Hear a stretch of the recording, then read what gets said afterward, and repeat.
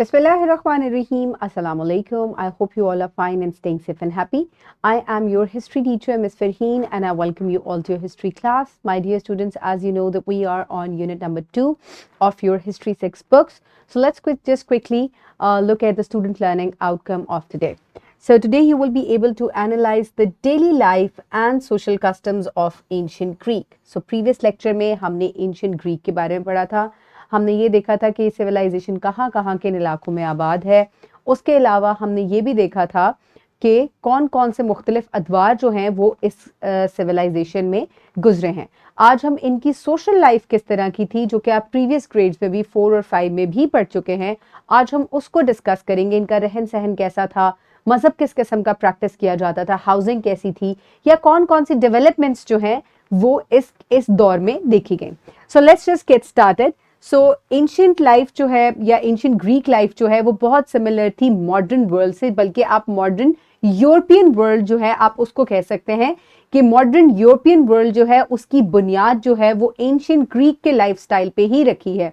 जो भी आपको आर्किटेक्चर आज नजर आता है यूरोपियन कंट्रीज में वो काफी हद तक ग्रीक सिविलाइजेशन से जो है वो मुतासिर है. आज भी बिल्डिंग्स उसी तर्ज पे तामीर की जाती हैं.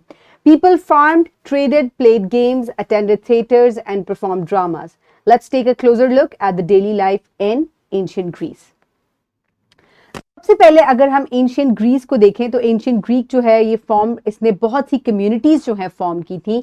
आपको याद है कि सिविलाइजेशंस जो हैं वो किस तरीके से आबाद हुई थी, लोग सिविलाइज कैसे हुए थे, क्योंकि पहले लोग क्या थे, हंटर्स और गैदरर्स थे. फिर आहिस्ता आहिस्ता मेसोपोटामिया और इन इलाकों में रिवर्स के पास लोगों ने आबाद होना शुरू किया. ये सिविलाइजेशन जो है ये यहाँ पहले से ही जो लोग यहाँ आबाद थे इस इलाके में, जिनको क्या कहा जाता है, इंडो यूरोपियंस कहा जाता है, उसी से ही ये जो ग्रीक बोलने वाले कुछ लोग थे उससे ये सिविलाइजेशन जो है आबाद हुई. और इन्होंने बहुत तरक्की की. तरक्की किस सेंस में की कि एक तो इन्होंने डेमोक्रेसी का सिस्टम जो है सबसे पहले मुतारिफ करवाया था. इसके अलावा सिटी स्टेट्स का जो कॉन्सेप्ट है, एक सिटी बनाने का, स्टेट एक अर्बन एरिया बनाने का जो रूल था या एक जो तरीका था वो भी सबसे पहले इन्होंने मुतारिफ करवाया. और इनके बहुत से सिटी स्टेट्स जो है वो देखी गई. सबसे बड़ा सिटी जो था वो एथेंस था, और उसके बाद स्पार्टा और बहुत से और सिटीज जो है वो देखे गए. इसके 3 अतवार में मुख्तलिफ जो है वो दरिया मौजूद थे, कैरेबियन टू द साउथ, इसके अलावा एलियनस सी जो है ये towards the west and Aegean sea जो है टुवर्ड्स द ईस्ट. 3 अतराफ से ये किधर तक घिरा हुआ था, किससे घिरा हुआ था, ये समंदरों से घिरा, दरियाओं से घिरा हुआ था. और इसके बहुत ही फेमस सिटीज भी थे. So society within the city state consisted of male citizens, semi free labours, women who had no citizen rights, इसके अलावा children under 18, slaves who performed manual labour, foreigners who had lower status than male citizens. So अब ये जो है इनका social hierarchy system था. एक तरह के एक सिटी के अंदर लोगों को इस हायरार्की सिस्टम के मुताबिक जो है वो मुख्तलिफ राइट्स जो है वो दिए जाते थे. यूजुअली जो आदमी होते थे उनके पास ज्यादा राइट्स होते थे, नोबल पीपल के पास ज्यादा राइट्स होते थे. खवातीन जो है उनके पास किसी किस्म के भी राइट्स नहीं हुआ करते थे. तो ये एक उनका सोशल सिस्टम है जो कि किसी भी एक सिटी के अंदर जो है वो प्रैक्टिस किया जाता था. फर्दर रिलीजन उनका किस किस्म का था, let's just quickly have a look. मैं आपको एक सिमुलेशन दिखाऊंगी जिससे आपको अंदाजा होगा कि ये अपने किस किस्म का रिलीजन जो है ये प्रैक्टिस करते थे. ये माउंट ओलंपस है, ये एक पहाड़ जो है वो ग्रीस में वाक़ था. इनके इलाकों में से एक जगह पर माउंट ओलंपस वाक़ थी, और उसके ऊपर एक इन्होंने ये बड़ा सा एरिना बनाया हुआ था. एरिना कहाँ होता है, जहाँ पर ये लोग इकट्ठे हुआ करते थे और मुख्तलिफ गेम्स जो हैं वो खेला करते थे. और ये क्यों खेला करते थे, क्योंकि ये अपने गॉड्स जो हैं उनको खुश किया करते थे. गॉड्स मतलब यानी कि पॉलीथेस्टिक जो है इनका बिलीव था, यानी कि ये किसी एक खुदा के ऊपर बिलीव नहीं करते थे बल्कि बहुत से खुदाओं के ऊपर बिलीव करते थे. जैसे कि ज़्यूस थे. इसके अलावा मैं अभी आपको एक और डिटी जो है इनकी वो भी दिखाऊंगी, जो कि जिसको कहा जाता था कि ये हमारी जो सरहदें हैं ये उनकी हिफाजत करती है. तो ये इस तरीके से बहुत से खुदाओं के ऊपर बिलीव करते थे. ये हवा का खुदा है, ये लाइटनिंग का खुदा है, ये बारिश का खुदा है. तो इन्होंने बहुत से खुदा बना रखे थे और उनको खुश करने के लिए ये इन एरेनाज में इकट्ठे होकर कुछ गेम्स खेला करते थे. तो मैं आपको अब दिखाती हूँ, ये माउंट ओलंपस है और अब हम इधर गॉड्स जो हैं उनको ये किस तरीके से उनके बुत वगैरह इन्होंने बनाए होते थे. और ये देखें, ये मुख्तलिफ इनके गॉड्स के जो है वो नाम भी यहाँ पर लिखे हुए हैं, जैसे कि ज़्यूस, हेरा, हेडीज नाम. चले ज़्यूस को देखते हैं सबसे पहले. This is Zeus. This is Hera, maybe his wife, Hades, Hestia, Poseidon, इसको कहा जाता है कि ये लाइटनिंग का जो है वो Aphrodite, Apollo, Artemis, Ares, Hephaestus, Hermes and Pallas Athena. ये जो गॉडेस है इसको ये कहते थे ये हमारी सरहदों की हिफाजत करती है, और इन्होंने इनके बड़े बड़े स्टैचूज भी बनाए हुए थे। ये कुछ रियल में एग्जिस्ट नहीं करते थे ऑब्वियसली, ये सिर्फ इनके स्टैचूज बनाते थे और ये इनके बिलीव्स थे। अगर मैं आपको इधर वॉक पे लेकर चलूं तो let's just quickly have a look. आप यहाँ पूरे में घूम सकते हैं। ये ज़्यूस है जिसके हाथ में लाइटनिंग मौजूद है, और हर कोई जो है वो अपनी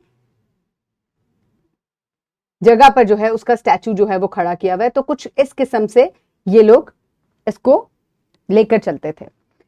चलिए अब जल्दी से पावर पॉइंट की तरफ वापस चलते हैं। अब आपको ये पता चल गया कि किस किस्म का रिलीजन यहाँ प्रैक्टिस होता था। Now let's just quickly have a look कि फूड कैसा ये लोग खाते थे। तो मोस्टली क्योंकि पहले जमाने में एंशियंट सिविलाइजेशन में लोग यूजुअली जो वो एग्रीकल्चर से वाबस्ता थे, तो इनकी डाइट में जो है वो फ्रूट, ब्रेड, चीज, barley, porridge, fish, vegetables, egg, and occasionally meat was also added to it. So they also enjoyed nuts, figs, and honey, sweetened puddings also. So food इनका काफी लग्जरी हुआ करता था और काफी फोकस्ड करते थे ये अच्छे खानों के ऊपर। क्लोथिंग की अगर बात की जाए तो एंशिएंट ग्रीक में men and women both used to wear tunics called chiton, और जो men है they used to wear short tunics while women wore long ones. So ये जो है इनकी ड्रेसिंग सेंस हो गई। इसके बाद हाउसिंग इनकी किस किस्म की होती थी, let's just quickly have a look. इनका जो आर्किटेक्चर है वो बहुत ही वसी किस्म का था और इन्होंने अपने आर्किटेक्चर के ऊपर बहुत ज़्यादा काम किया और मॉडर्न हाउसिंग जो है वो इन्होंने इंट्रोड्यूस करवाई। इसके अलावा मॉडर्न आर्किटेक्चर, बड़ी बड़ी बिल्डिंग्स जो हैं वो भी इन्होंने इंट्रोड्यूस करवाई। मैं आगे चल के आपको उनकी पिक्चर्स भी दिखाऊंगी, लेकिन अभी हम देखते हैं कि इनका हाउस किस किस्म का होता था। ये आपको इनकी एक पूरी सोसाइटी नजर आ रही है जिससे मुख्तलिफ हाउसिंग जो है वो बड़े प्रॉपर तरीके से बने हुए हैं। एक हाउस को हम देखें तो आप देख सकते हैं कि उसमें खिड़कियां हैं, अंदर उसमें एक कोर्टयार्ड भी है और इसके अलावा 2 मंजिला घर जो है वो मौजूद हैं। एक हाउस का कटवे देखते हैं कि अंदर से ये किस किस्म का होता था। So let's just quickly have a look. So ये इसका क्रॉस सेक्शन हो गया, तो आप देख सकते हैं कि बैठने की प्रॉपर जगह है, ऊपर इमारत बनाई गई है और यहाँ तक कि इसमें गर्म करने के हीटिंग, इंटरनल हीटिंग सिस्टम्स भी इसमें मौजूद होते थे। And they also used to have labours. Open courtyard हो गया।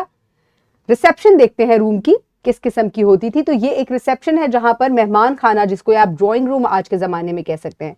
विमेन्स रूम की अगर हम बात करें तो ये विमेन रूम है जो कि ऊपर की मंजिल पे दिया गया है और यहाँ पर प्राइमरी जितनी भी जरूरत की चीजें हैं वो मौजूद हैं।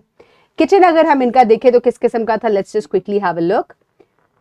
ओके, तो किचन आप देख सकते हैं कि एक टेबल रखी हुई है और किस तरीके से एक जगह पे कोयले या जिस तरीके से भी ये आग जलाकर खाना बनाते थे, तो पॉट में एक तरफ खाना बनाने की जगह है। अगर आप वॉक पे मैं आपको लेके चलूं तो आप यहाँ घूम फिर के देख सकते हैं कि किस किस्म का जो है वो इनका, आप फर्दर भी वॉक कर सकते हैं और हर जगह घूमकर इसको देख सकते हैं।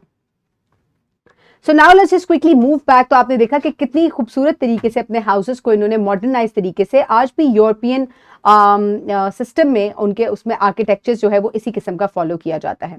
अब ग्रीक आर्ट की अगर बात की जाए तो इन्होंने बहुत से मुख्तलिफ किस्म की चीजें मुतारिफ करवाई। इन्होंने बहुत ही खूबसूरत किस्म के कॉलम्स जो हैं बिल्डिंग के अंदर, जिनके अंदर तस्वीरें, स्कल्पचर्स मौजूद हैं, वो करवाए। तो ये डोरिक जो है, ये जो कॉलम आपको नजर आ रहा है, ये जो पिलर है एक, इसे डोरिक स्टाइल पिलर कहते हैं और ये ग्रीक्स ने इंट्रोड्यूस करवाया था। पिलर्स के अंदर इनकी बहुत ही किस्म की जिद्दत है। ये एक आइकॉनिक जो है वो पिलर है जिसमें आप देख सकते हैं कि फर्दर डोरिक को जो है वो मजीद डेकोरेट जो है वो किया गया है और मजीद जो है डिटेल्स इसके अंदर ऐड की गई हैं और ये आज भी आपको ब्रिटिश म्यूजियम में या उनके बैंक्स के अंदर इस किस्म का आर्किटेक्चर जो है वो नजर आता है। कॉरिंथियन स्टाइल जो है, इसमें मजीद डिटेल इन्होंने ऐड की। तो आप देख सकते हैं कि मजीद इसको तौसी दी, एक तो लंबे लंबे बनाने शुरू किए और मजीद फ्लोरल्स और डिटेल्स जो है वो इसके अंदर ऐड की।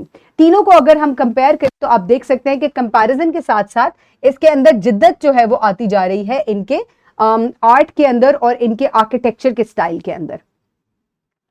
स्कल्पचर मेकिंग में ये बहुत ज्यादा जो है इनका ये तो इन्होंने जिद्दत लेकर आया और आहिस्ता आहिस्ता ये सिविलाइजेशन जैसे जैसे अपने अरूज पे गई, इनकी स्कल्पचर मेकिंग जो है वो बहुत ही ज्यादा एनहांस होकर सामने आई। शुरू में जो इनके स्कल्पचर्स हैं वो यूजुअली फ्लैट फेस होते थे और आहिस्ता आहिस्ता इनके स्कल्पचर्स को जब हमने देखा तो इनकी सिविलाइजेशन के बूम के साथ साथ, जैसे आप कह सकते हैं कि इनके अरूज के साथ साथ इनके जो स्कल्पचर्स हैं वो मजीद जो हैं उनके अंदर ड्रामेटिक और इमोशंस जो हैं वो देखने को नजर आए। ये ज़्यूस का इन्होंने स्टैचू बनाया है और आप देख सकते हैं कि कितनी डिटेल्स इसको ऐड की गई हैं। आप यहाँ बॉटम से अगर आप इसको देखें और छोटी छोटी डिटेल्स जो इसके अंदर ऐड की गई हैं वो बहुत ही जबरदस्त किस्म के इनके आर्ट की तरफ जो है वो इशारा करती हैं।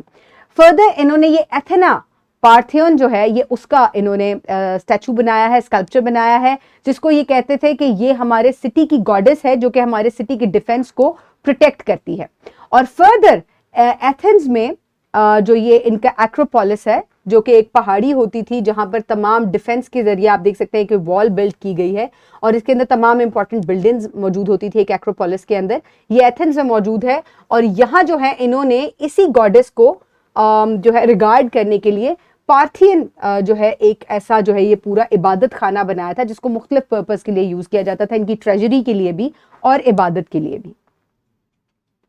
और इसके अलावा क्योंकि मैं गेम्स के बारे में ऑलरेडी बात कर चुकी हूं तो ये लोग अपने गॉड्स को खुश करने के लिए सेलिब्रेट करते थे एक गेमिंग फेस्टिवल जिसका नाम था ओलंपिक्स। और ये ओलंपिक्स आज भी खेला जाता है दुनिया में, ये ग्रीक्स ने इसको सबसे पहले इजाद किया था। और बहुत सी गेम्स जो है जैसे कि चैरियट रेस है, इसके अलावा 190 मीटर्स फुट रेस हुआ करती थी, ये तमाम जो है, इसके अलावा डिस्कस थ्रो होती थी, लॉन्ग जंप होता था, जैवलिन थ्रो होती थी, ये तमाम ग्रीक्स ने जो है इजाद की थी और ये इसको सेलिब्रेट किया करते थे और आज भी इसको सेलिब्रेट किया जाता है हर साल। सो माय डियर स्टूडेंट्स, ये तो हो गई ग्रीक्स के किस तरीके की वो लाइफस्टाइल उनका था, हमने आज उसको डिटेल से देखा। यहाँ मैं आपको दिखाना चाहूंगी रिलेशनशिप बिटवीन देयर सिटीज, ठीक है, क्योंकि इन्होंने सिटी स्टेट का सिस्टम जो है वो इंट्रोड्यूस करवाया। तो इनके दो बहुत ही फेमस जो सिटीज हैं एथेंस और स्पार्टा, मैं उनको कंपेयर करना चाहूंगी ताकि आप देख सके। जल्दी से लोकेट करते हैं मैप पे, where is Sparta and where is Athens. तो towards the south is present Sparta which is relatively smaller than Athens, ठीक है। तो यहां आप देख सकते हैं कि जितने भी ब्लू या पर्पल कलर के सिटीज हैं they were tribal areas, और जितने भी आपको पिंक या रेड नजर आ रहे हैं they are the state areas या सिटी एरियाज, आप इनको अर्बन एरियाज भी कह सकते हैं। और जो जिधर स्टैरिक डला हुआ है ये इनके इंपॉर्टेंट सिटीज थे। तो इसका मतलब है स्पार्टा जो है ये एक रूरल एरिया था और एथेंस जो है ये एक अर्बन एरिया था which was an economic hub।